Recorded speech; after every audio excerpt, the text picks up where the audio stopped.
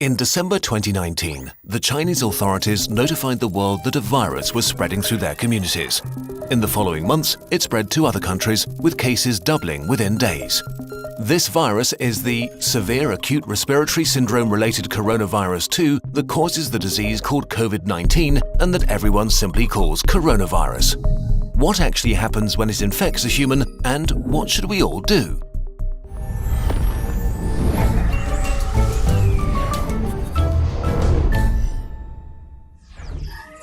A virus is really just a hull around genetic material and a few proteins, arguably not even a living thing. It can only make more of itself by entering a living cell. Corona may spread via surfaces, but it's still uncertain how long it can survive on them. Its main way of spreading seems to be droplet infection, when people cough, or if you touch someone who's ill and then your face, say rubbing your eyes or nose. The virus starts its journey here and then hitches a ride as a stowaway deeper into the body. Its destinations are the intestines, the spleen or the lungs, where it can have the most dramatic effect. Even just a few coronaviruses can cause quite a dramatic situation. The lungs are lined with billions of epithelial cells. These are the border cells of your body, lining your organs and mucosa, waiting to be infected. Corona connects to a specific receptor on its victim's membranes to inject its genetic material. The cell, ignorant of what's happening, executes the new instructions, which are pretty simple: copy and reassemble.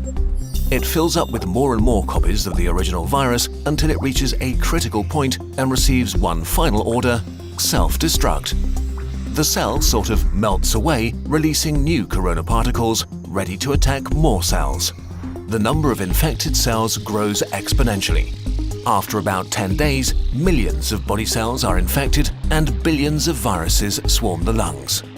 The virus has not caused too much damage yet, but corona is now going to release a real beast on you, your own immune system. The immune system, while there to protect you, can actually be pretty dangerous to yourself and needs tight regulation. And as immune cells pour into the lungs to fight the virus, corona infects some of them and creates confusion. Cells have neither ears nor eyes. They communicate mostly via tiny information proteins called cytokines. Nearly every important immune reaction is controlled by them. Corona causes infected immune cells to overreact and yell bloody murder. In a sense, it puts the immune system into a fighting frenzy and sends way more soldiers than it should, wasting its resources and causing damage. Two kinds of cells in particular wreak havoc. First, neutrophils, which are great at killing stuff, including ourselves. As they arrive in their thousands, they start pumping out enzymes that destroy as many friends as enemies. The other important type of cells that go into a frenzy are killer T cells, which usually order infected cells to commit controlled suicide. Confused as they are, they start ordering healthy cells to kill themselves too. The more and more immune cells arrive, the more damage they do, and the more healthy lung tissue they kill.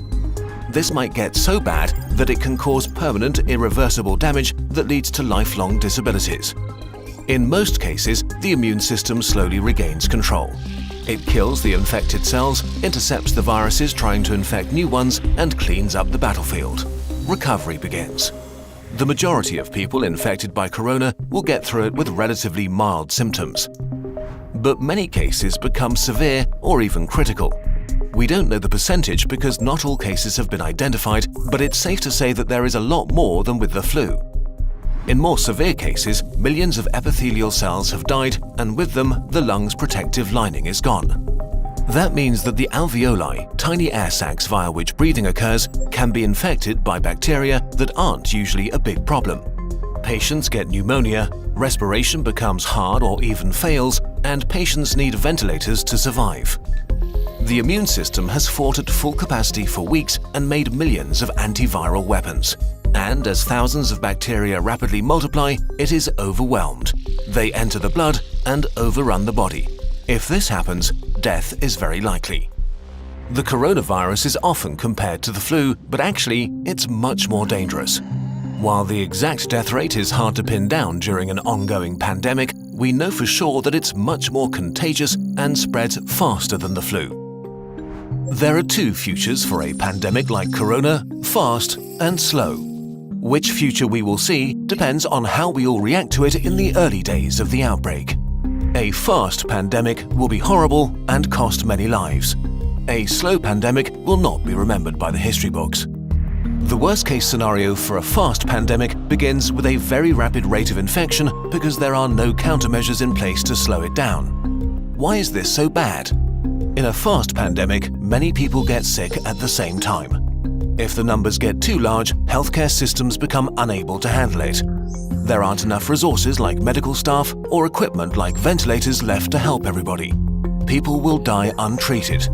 And as more healthcare workers get sick themselves, the capacity of healthcare systems falls even further. If this becomes the case, then horrible decisions will have to be made about who gets to live and who doesn't. The number of deaths rises significantly in such a scenario. To avoid this, the world, that means all of us, needs to do what it can to turn this into a slow pandemic. A pandemic is slowed down by the right responses, especially in the early phase, so that everyone who gets sick can get treatment and there's no crunch point with overwhelmed hospitals. Since we don't have a vaccine for corona, we have to socially engineer our behavior to act like a social vaccine. This simply means two things: not getting infected and not infecting others. Although it sounds trivial, the very best thing you can do is to wash your hands. Soap is actually a powerful tool. The coronavirus is encased in what is basically a layer of fat. Soap breaks that fat apart and leaves it unable to infect you. It also makes your hands slippery, and with the mechanical motions of washing, viruses are ripped away. To do it properly, wash your hands as if you've just cut up some jalapenos and want to put in your contacts next. The next thing is social distancing, which is not a nice experience, but a nice thing to do. This means no hugging, no handshakes. If you can stay at home to protect those who need to be out for society to function, from doctors to cashiers or police officers. You depend on all of them. They all depend on you to not get sick. On a larger level, there are quarantines, which can mean different things, from travel restrictions or actual orders to stay at home. Quarantines are not great to experience and certainly not popular, but they buy us, and especially the researchers working on medication and vaccination, crucial time. So if you are put under quarantine, you should understand why and respect it. None of this is fun, but looking at the big picture, it is a really small price to pay. The question of how pandemics end depends on how they start. If they start fast with a steep slope, they end badly. If they start slow with a not-so-steep slope, they end okayish. And in this day and age, it really is in all of our hands, literally and figuratively. A huge thanks to the experts who helped us on short notice with this video, especially Our World in Data, the online publication for research and data on the world's largest problems and how to make progress solving them. Check out their site. It also includes a constantly updated page on the corona pandemic.